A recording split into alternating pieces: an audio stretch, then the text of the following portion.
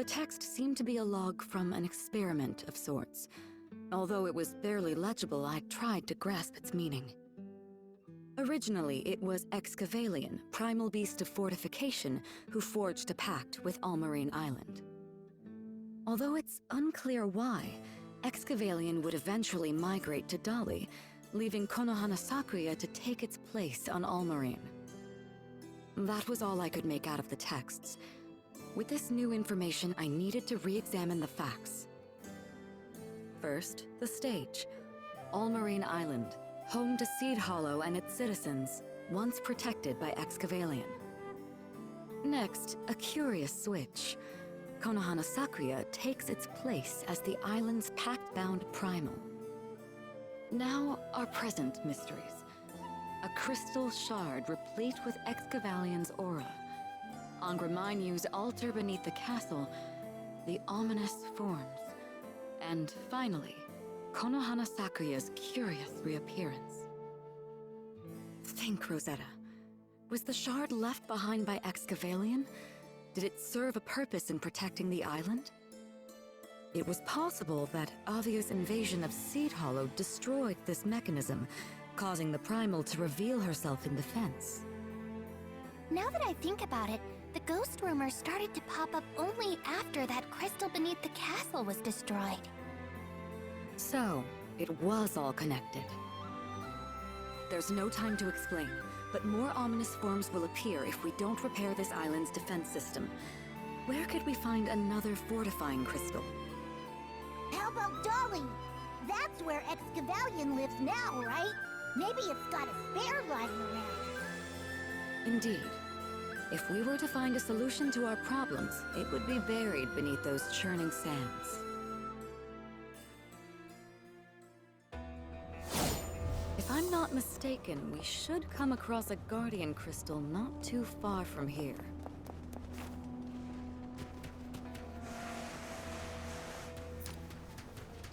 Let's take a look around those hills. Do you remember where we fought that griffin?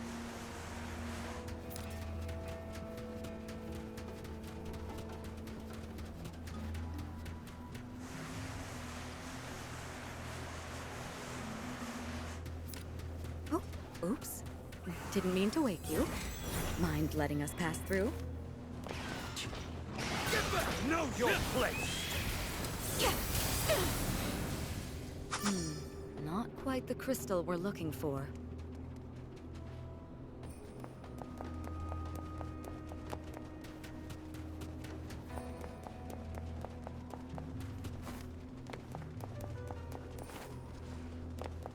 A wild monster's den. I'd like to avoid needless bloodshed if possible. You can't stop fear! Take this!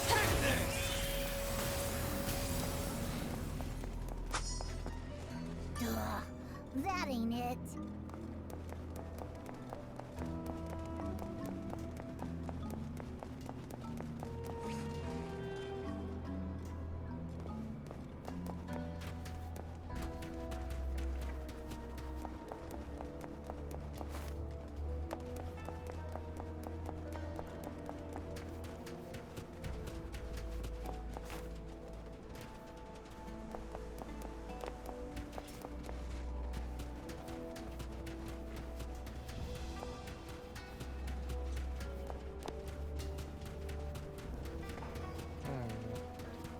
This is where we fought the Griffin in the story mode. Oh, there's another crystal. Excavalian. It's faint, but I can feel Did we it. find it?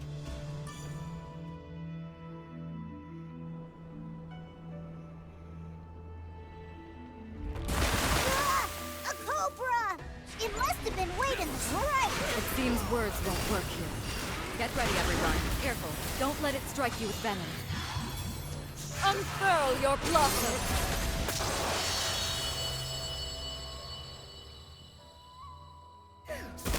Now then, where were we? Oh, we did it! Let's take this crystal back to Seed Hollow. That was simple.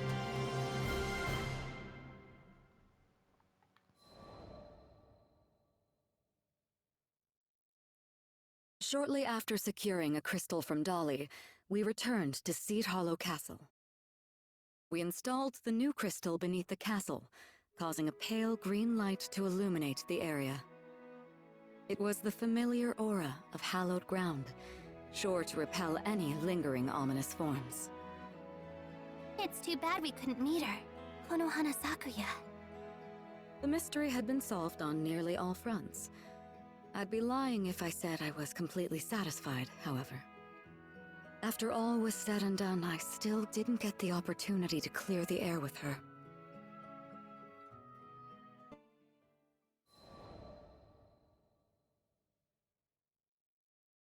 Peace returned to Seed Hollow, and it was soon back to the usual hustle and bustle. I informed the frightened repairman of the girl's true identity, the primeval god of Seed Hollow. A primeval god? Holy macaroni! That's a spicy nugget of news. How do you manage to stay so charming and informed? Hmm? A lady never reveals her secrets. It's a little sad that you couldn't meet Konohana Sakuya. I know you wanted to apologize to her. I knew, somewhere deep down, that talking with her wouldn't bring back all the journeys I had with the captain's father. However, seeing all the blooming flowers across the city, it almost felt as if she was acknowledging me anyway. I may well have imagined it, but call it something of a mutual understanding between distant sisters.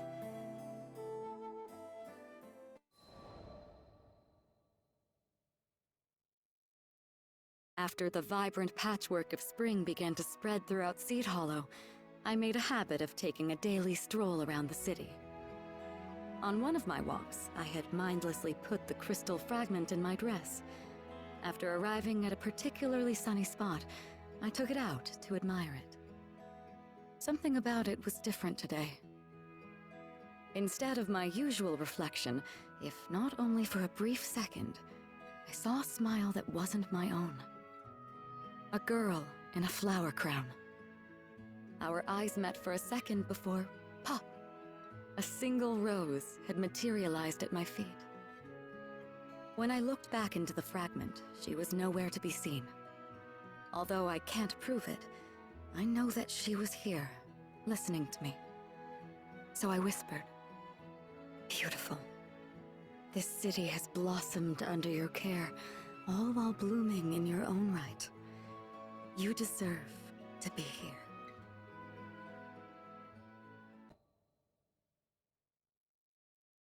What happened here? I had stopped by Irene's garden after finishing our quest, only to find every single leaf and stem had turned black and rotted. It felt unnatural, like something had completely sucked the life from what should have been a thriving patch of greenery. Filled with dread, I rushed inside the house, but Irene was nowhere in sight. It was then that I noticed a letter on the floor.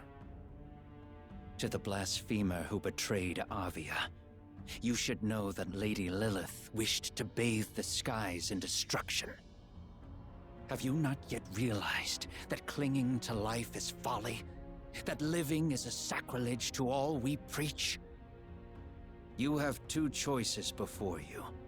Watch as that forbidden implement spreads darkness to all those innocent folk living around you, or return to Avia and repent. So Irene had ties to the Church of Avia, and they'd fitted her with some sort of cruel device. Reminded me of Lyria and the Mind Sealer. If they had hurt Irene like they hurt Lyria... Damn. Thought I'd finally dealt with this pain. But there I was, failing to protect yet another innocent life. Brooding on it for too long wasn't going to bring Irene back, so I left the house and scoured the town. Avia always had a flair for drama, but I detected no commotion in town. Which means, bastards snuck away in a ship. Knowing there were precious few minutes to trail them, I rushed to the port.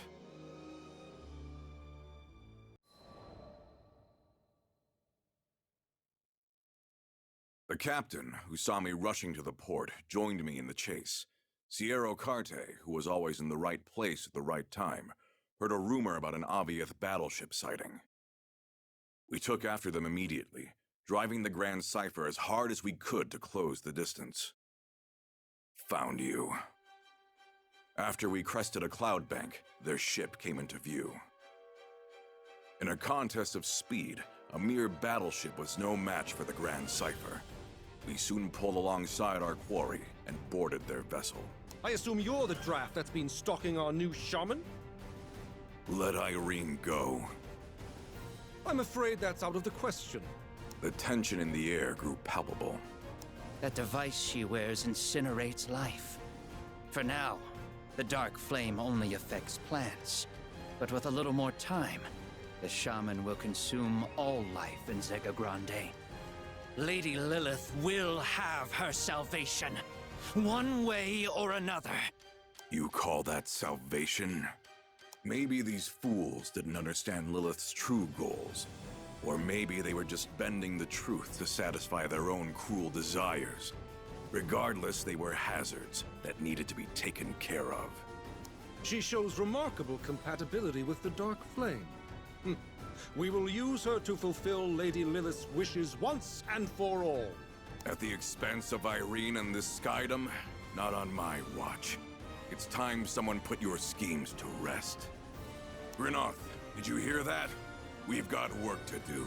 Lend me your strength. Take them, Grinoth! I offer my life For Lady Lilith! For Lady Lilith! These guys never know when to quit. call for reinforcements. We stop them here! There's no end to them! Rackham, you pull up alongside them. We need to board and find Irene. Guard! No kid is getting kidnapped on my watch.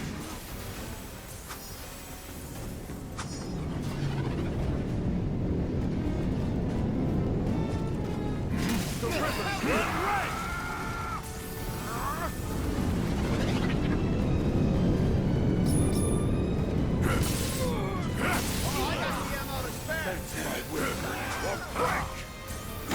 Blasphemous! Rackham, do it! I'm on it already. Come on, Grand Cipher. Hang in there.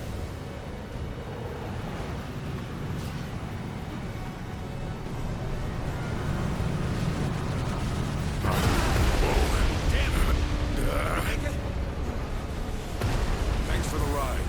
I'll handle the rest. Let Irene go. The shaman shall be our salvation! Stallions of Defend Speed! her to the end! Here comes the big one.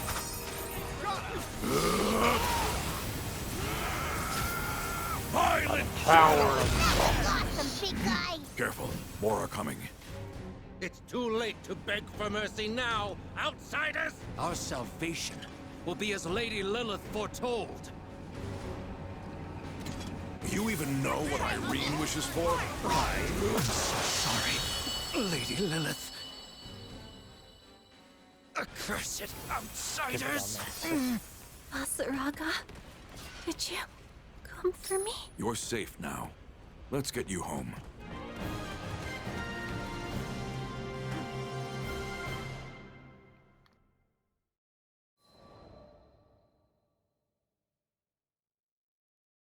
By the time we carried Irene back to the Grand Cipher, half of her body was shrouded in the dark mist. A sinister-looking device was clamped around her wrist, where the bandage had slipped off. I don't advise using force to break it. That would put Lyria's life in danger. I remembered what Roland said back on Mount Nagilith. Removing one of these implements by force could cost Irene her life, but there was no time to search for another method. Basaraga, I'm sorry. I've caused you trouble again. Irene weakly apologized, barely conscious. It's okay. You can break the bracelet. My life is in your hands. As long as you're alive, we can rebuild. We promised, didn't we? Our lives are in your hands. I clenched Grinoth tighter. Irene had already accepted her end, but I swore to protect them. I swore to protect them all! With my heartbeat thundering in my ears, I focused my entire being on the device. Grynoth and I became one as I swung down. We cut through the dark mist, and a burst of blinding light swallowed everything.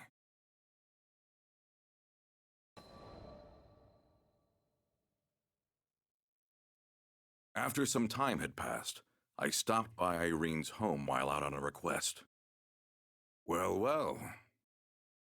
A comforting and familiar sight greeted me. The garden was bursting with vegetation, much like the first time I saw it. Azaraga! Standing amidst the greenery, Irene waved at me with a smile. I should apologize. You can't hear your friends anymore because of what I did. She shook her head, her smile still present. No, I shouldn't have let the church tempt me like that. I'm sorry for dragging you and your crew into my mess. A hint of sorrow graced her features. I can't hear these little ones anymore, that's true. But I can still tell what they want to say. Is that right? Yeah. Sometimes your heart just knows these things.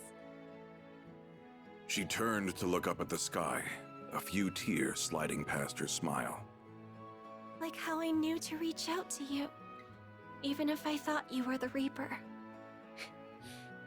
Thank you for saving me, Vasaraga. Anyone would have done the same. With a careful shuffle, I turned away. A dainty garden was no place for an armor-clad warrior to stomp about. I'll see you around, Irene. I took one last look at the vibrant garden before heading back to the ship.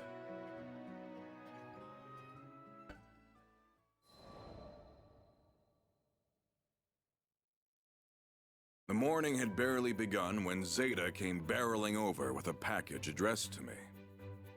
It was stuffed full of fruit, which only confused her further. Huh? Aren't these folk a gold fruit? Lucky man! I heard their produce is all the rage these days. Whoops. Guess I hadn't told Zeta about Irene and her garden yet.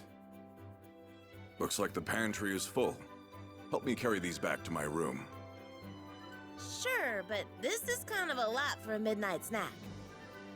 I figure being surrounded by a little more nature couldn't hurt. Didn't take you for the crunchy type. Gonna grow your own orchard or what? She was joking, but honestly, it didn't sound like such a bad idea. Ever had fresh apple juice before? I'll make you some, as thanks for helping me carry everything. Wait a minute. You never put this much effort into treating me. Is this a trap? A skilled gardener taught me a trick or two. Never hurts to practice a new recipe. The vibrant fruit told me how well Irene was doing, much better than any letter could. Offering her garden a silent word of thanks, I was ready to enjoy its generous harvest.